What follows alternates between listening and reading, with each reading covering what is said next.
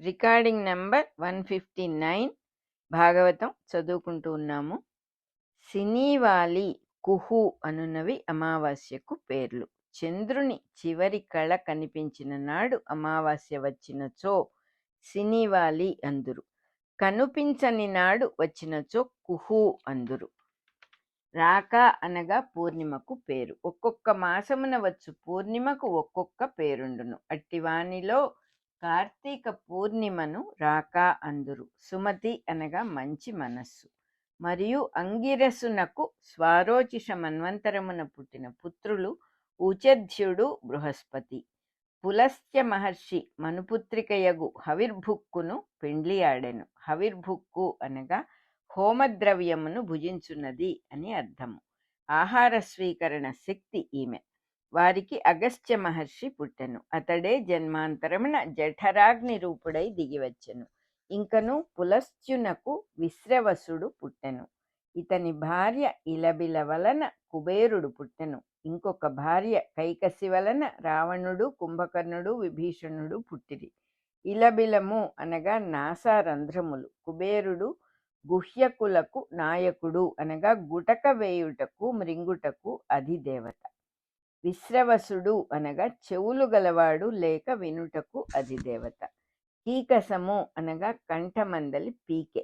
అట్టి కైకసికి పుట్టిన రావణుడు అనగా కంఠారావమునకు అధిపతి. కుంభకర్ణుడు అనగా విని గ్రహించుటకు అధిపతి.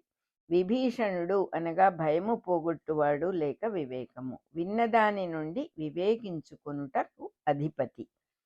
పులహుని భార్య గతి, గమనము, లోకోమోషన్. వారికి కర్మశ్రేష్ఠుడు, వరియాంసుడు, సహిష్ణుడు అను కొడుకులు పుట్టిరి. వీరు వరుసగా తలచిన పని చేయుట, సామర్థ్యము, సహనము అను గుణములకు అధిపతులు. క్రతువు భార్య క్రియ. క్రతువనగా ప్రకృతిలో జరగవలసిన కర్మ విధానము, ఇన్వాలంటరీ యాక్షన్. క్రియ అనగా జరుపు శక్తి. వారికి వాలకిల్యులు అను పుత్రులు 60,000 మంది పుట్టిరి. వారు బ్రహ్మతేజస్సుతో వెలిగిపోవుచుందురు. వాలకిల్యులనగా వాలముఖిలమైన వారు లేక తోక మిగిలిన వారు.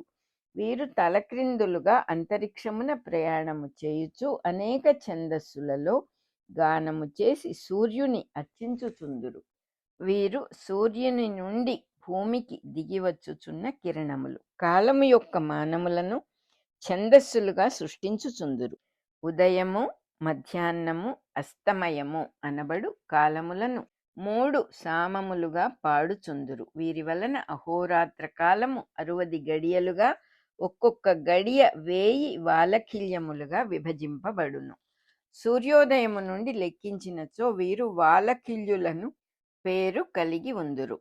సూర్యాస్తమయము నుండి లెక్కించినచో వీరు సూర్యవంశపు రాజకుమారులైన సగరపుత్రులు అనబడుదురు. సూర్యుడు మధ్యాహ్నమున మార్తాండుడై వాలకిల్యులను పోషించును. అర్ధరాత్రము అనబడు పాతాళమున సూర్యుడు కపిలుడై సగరపుత్రులను భస్మము చేయును. వశిష్ఠుని భార్య ఊర్జ. వారికి చిత్రకేతుడు, సురోచి, విరజుడు, మిత్రుడు, ఉల్బణుడు, వసుహృధ్యాన్యుడు, ద్యుమంతుడు అను 7 ఋషులు పుట్టిరి. వశిష్ఠునకు మరి ఒక భార్యయందు శక్తి మొదలగు పుత్రులు పుట్టిరి.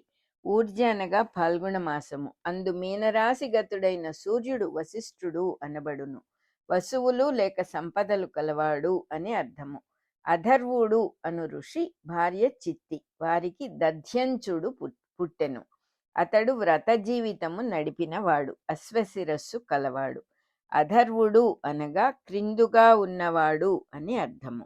చిత్త అనగా చైతన్యము కలది. శిరస్సున పుర్రభాగమున మస్తిష్కమునకు క్రిందుగా చైతన్య స్థానం ఉండును. అక్కడ దధ్యంచుడు పుట్టెను. మనస్సున ధరించిన వానిని ధీశక్తితో విడమరచి చూచుకొనువాడు అని అర్థము. వీని వలన వివిధ శాస్త్రములను తమ ప్రత్యేకతను వెలయించుచున్నవి.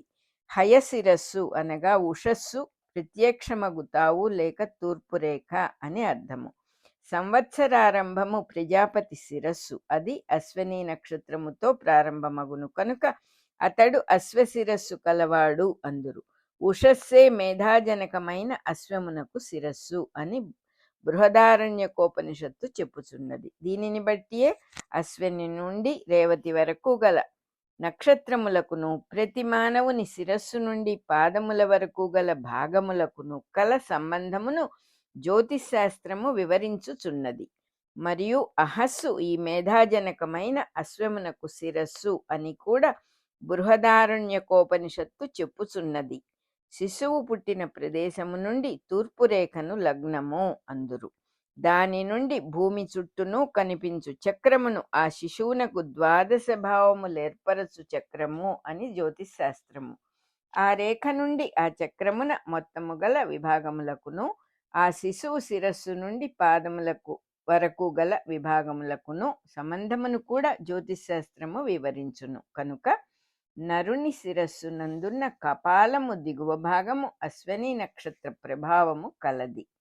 దీనిని ఉపాసించుట వలన సకల విద్యలకు ఆధారమైన దధానము లేక ధీశక్తి సంపూర్ణముగా వికసించును. ఈ మొత్తమును ధ్యానించుటకై అశ్వశిరస్సు గల నరదేహమూర్తిని ఋషులు ప్రసాదించిరి. దధాన శక్తినిచ్చు రూపము గనుక ఇతనిని దధ్యంచుడు అందురు. గుర్రము తలను ధ్యానింపవలెను కనుక హయగ్రీవుడు అని కూడా అందురు. ఇతడు జ్ఞానానందమయ స్వరూపుడు, సర్వ విద్యలకు ఆధారము. ఇతని యందు జీవుడు మేల్కొను మేధాయజ్ఞమును అశ్వమేధము అందురు. ఈ దేవతయందు జీవుడు మేల్కాంచి ఉండుట వాని శ్వాస వలన జరుగుచున్నది. కనుకనే శ్వాసనే మంత్రముగా ఉచ్చరించి పెద్దలు ఈ మేధామూర్తిని ప్రసన్నుని చేసికొందురు. శ్వాసయందలి మంత్రము సోహం అనియు హంసో అనియు క్రమోత్క్రమములుగా ఉండును. అందు హంసో అను అక్షరములను స్వీకరించి హల్లులు విడదీయగా హా ప్లస్ 0 సా ప్లస్ ఓ వచ్చును. ఇందు హల్లులతో దేహమంత్రము ఏర్పడును, అది స్హ అగును. అచ్చులతో ప్రాణమంత్రం ఏర్పడును. ఓ ప్లస్ 0 దేహమున ప్రాణప్రతిష్ఠ చేయగా స్ ఓం ఈజ్ ఈక్వల్ టు హౌం అగును. హౌ కింద సావత్తు పక్కన 0 ఉందన్నమాట. ఇదియే హయగ్రీవ మహామంత్రము. మహాత్ముడగు భృగువు భార్య ఖ్యాతి. భృగువు అనగా తెల్లని వెలుగు లేక తేజస్సు అని అర్థము. దీనిని బట్టియే గాయత్రి మంత్రాదులయందు సూర్యుని వెలుగునకు సవిత యొక్క భర్గము అని చెప్పబడును. ఖ్యాతి అనగా జీవుల యందు ప్రఖ్యాతమగుట. వీరికి ధాత విధాత అను 2 పుత్రులు పుట్టిరి. వీరు నిద్రకును మెలకువకును అధిదేవతలు. శుక్ల కృష్ణ గతులకు కూడా అధిదేవతలు. మన భూగోళమున పరిభ్రమణము వలన కలుగు అహోరాత్రములకు అధిదేవతలు.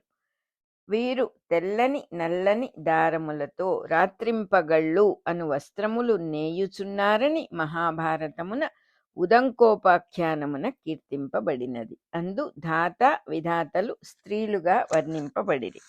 ఇంకను భృగువునకు ఖ్యాతికిని శ్రీ అను కన్యక పుట్టెను.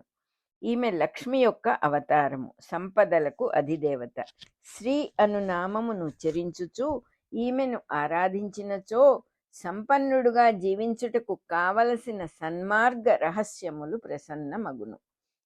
శ్రీదేవి భృగువు పుత్రిక కనుకనే ఆమెకు భార్గవి అని పేరు వచ్చినది.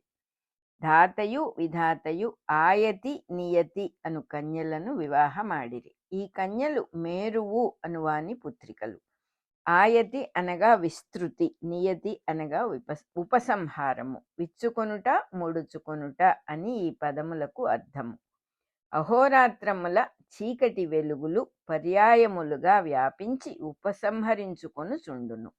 మేరువు అనగా ఉత్తర ధ్రువము పైనున్న శక్తుల సుడిగుండము. ఇది గోపురము వలె ఏర్పడి భూమిని తన చుట్టూ తాను పరిభ్రమించునట్లు చేయును. దాని వలన అహోరాత్రములు ఏర్పడుచున్నవి. మన రికార్డింగ్ నంబర్ 159 అయిపోయింది.